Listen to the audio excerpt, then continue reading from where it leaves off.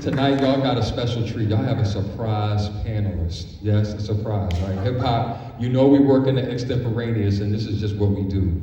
So, without further ado, I want to bring somebody who is a fashion icon. When we talk about hip hop and clothing and all those things, your clothing is a super important statement to make as an artist within hip hop. No matter what genre you're under, fashion is a part of what you do, yes? And so without further ado, it is my honor, my pleasure to introduce to you all Ibn Anderson, founder of MISKEEN Clothing. All right, we're all out here. Thank you. All right, I'm gonna go next. MISKEEN. All right, for me, hip hop. And it's funny to hear you guys talk about like, yeah, the name. It wasn't a name back then. It was just, it was a thing, you know, that was happening. And I just remember hearing, some of the first hip hop. It's so funny to say it like that though. But some of the first records that they played on the radio and stuff like that. I was born in '72, so for me, I was probably about 7, 8 years old when they started to play that one Sugar Hill record on, on the radio. But just like was said earlier, in your home, you was listening to all these different records already. So you was, really being like musically educated by your parents, because the record collections were vast. And that was during every household that you went into. And I'm talking about, I don't know if Rennie remember, but him and I are from the same neighborhood. So, so for us, he can understand what I'm saying. Like, you go walk into somebody's home and they might not have too much of nothing.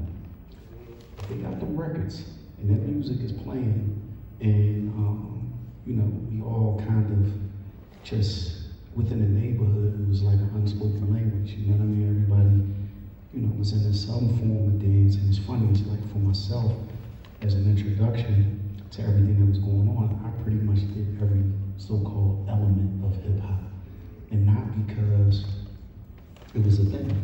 It was just.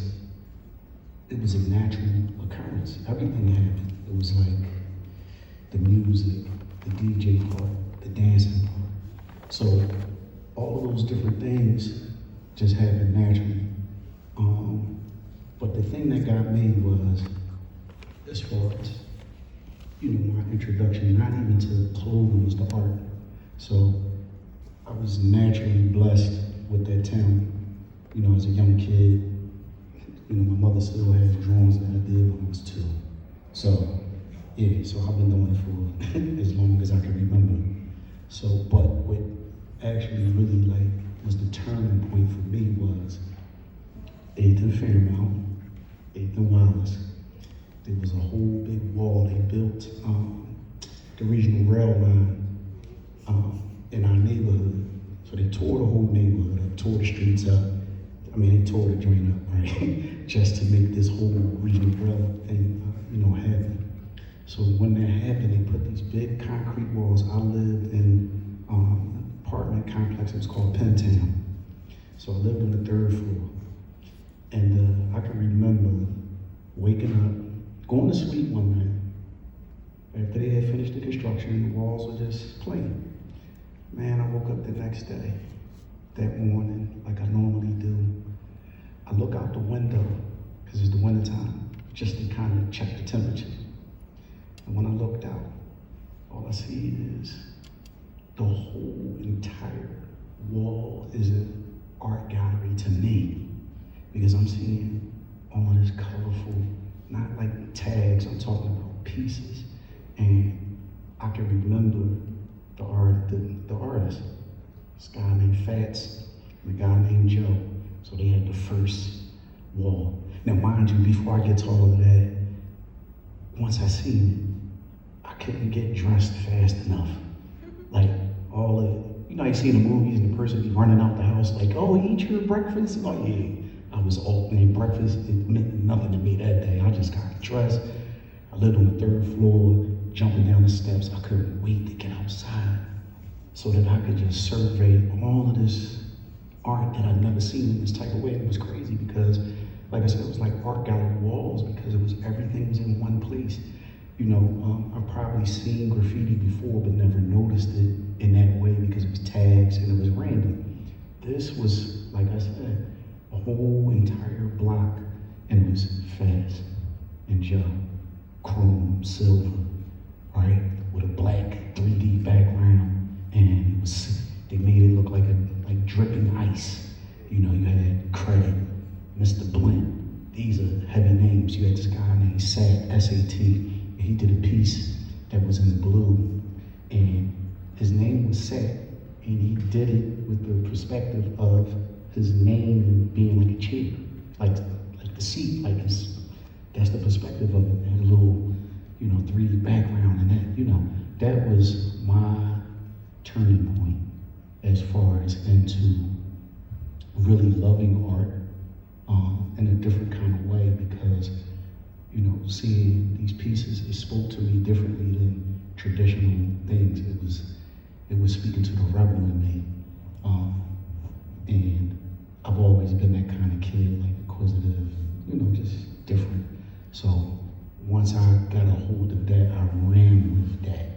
And that really sparked my interest into art. So if you guys don't know about MISKEEN, just to kind of give you the background, it's wearable art. So really the seed was planted. It was all based upon everything that we were doing in hip hop as a culture that was basically developing. We didn't know, we didn't care, we just knew that it was fun, and you know, we liked to do it and congregate around other people that were into it. So that for me was my introduction, my spark, and the reason that I do what I do today. Wow, thank you so much for that. I have another quick question. This is for my fashion guys and gals on the panel. How do you feel about the evolution? How do you feel about the evolution of fashion today? Yeah. All right, evolution of fashion today. Let me say this. I'm gonna go to the advent and proliferation of social media, because I believe that we have some other precursors to that too. Let me just try to lay a little quick groundwork. So as we came up in the fashion industry, it was like a closed, small group. And it was kind of cool, kind of being like that, because you had to pretty much learn the fundamentals of what it takes to actually create, you know, I won't even say an apparel line, because most people just start with t-shirts. So you understood that, and myself, I'm a t-shirt guy. That's what we started with. That was our canvas, t-shirts. So many other lines that came out, like when the street, so-called streetwear, urban, you know, urban clothing scene started in the same type of way. But it was like a close-knit group, like I'm saying. And, you know, it wasn't just like a free-fall for anybody to be a part of.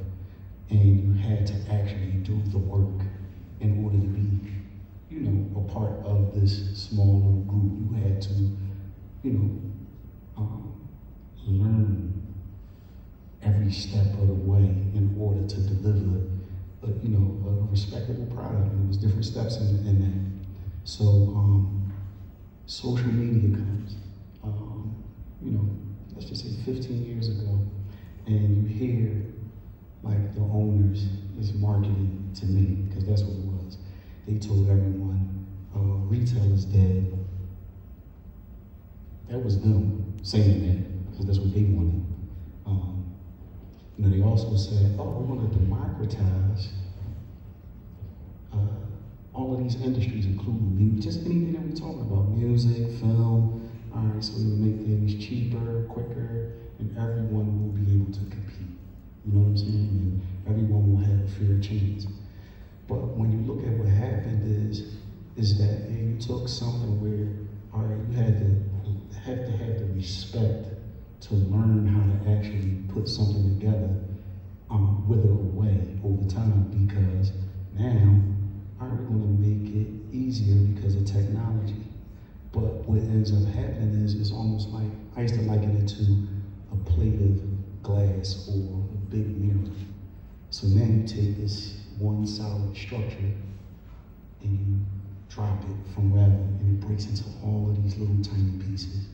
And when it broke into all of those little fragmented tiny pieces, obviously you know if you step on it, you know what I mean, you grab it, whatever it is, it's dangerous, right? You can get cut very easily. And it was the same thing within the industry itself, which is, and like I'm saying, I'm talking about fashion, but I feel like it's the same thing in every industry, that the quality of the product started to wither away over time. The uniqueness, all right, like we could look at hip hop in the 80s and the 90s, each year, and just music in general, R&B, everything, right? You look at it each year, and I'm gonna say this in hip hop especially. You look at all of the artists in certain years, and every one of them was different. But guess what? They all had major albums that did maybe sold a lot, but actually were full of substance too. And nobody wanted to be like anybody else. They were all unique. The same thing happened culturally within the fashion business. So I can point to cases where right now, all of the brands are minimal. It's a box. It's a rectangle. It's just a name. It's okay. Let me get the same sweatsuit that you got, and that you got. Let me get the same hat. Let me put the same thing on it, right? Even when I have young clients that I try to mentor, and I tell them, I say, listen, I know what you're seeing out here. You're seeing your friends, and they have slides, t-shirt, hat, sweatsuit, glasses. They might have a pocketbook, they got athleisure, they got all of these, they have all of these different things from the very beginning. I try to tell them, take it a little slow in the beginning so that you can develop your own unique, DNA for your brand, to really let your creative voice, you know what I'm saying, and vision develop. Don't be so caught up into what everybody else is doing. Do something that is uniquely you. So we see this in the music, we see it everywhere. So to me, to bring it all the way home, at this point, the evolution of fashion is de-evolution. It's actually going backwards. You know what I'm saying? It's not going forward. It's more of the same. There's nobody taking chances. And the sad part of it is, in music, it used to be an A&R or somebody from the executive side that say, yo, we need a hit that's like this. But nowadays, it's on cruise control. They don't even have to be told to do this because they do it themselves. Because it's become such a part of the culture to be like everyone else instead of being like yourself. And I look at the social media presence as being a catalyst, for this, because every industry has changed. And within the fashion industry, we used to, we controlled what the factories did. And that was a good thing, because the factories had to step up to our level of thinking, creativity, foresight, just the whole 9 yards, right? And it made it more difficult to get in because you had to have a certain level of business going on in order to even talk to the factory, right? You know what I mean? But now, everything is so like microwavable. you know, add water and stirs, it's instant. And, you know, on social media, the factories are gonna reach out to you. They in your inbox, they see a t-shirt, they see whatever it is on your page, they're like, oh, yo, I can do business, let's get together. So, but what happens is, instead of you dictating the creative process and where the industry and where everything needs to go within fashion, they dictate it because they've already designed it. They say, yo, check these sweatsuits out, here go the color palette. They're giving you the color palette. So they end up controlling what's happening on the streets instead of us controlling our own narrative and everybody happy though. That's the saddest part. They're so happy just to say, okay, I have the title, CEO, I got my EIN number. I'm trying not to be long-winded, but it's just it's a really important question that she asked. And I just want to, I'm about to wrap it up. I just want to give it its just due to get us in the mindset of really sitting back and looking at what's happening to us. You know what I'm saying? What's happening to the culture. You know what I'm saying? Be on every level that we are no longer in control, even though we think, you know, we are in control of it. And it's just at a point where, as though, which I was saying earlier, things need to be reset so that people can be taught how you were talking about and play the record so that they know the generations under us.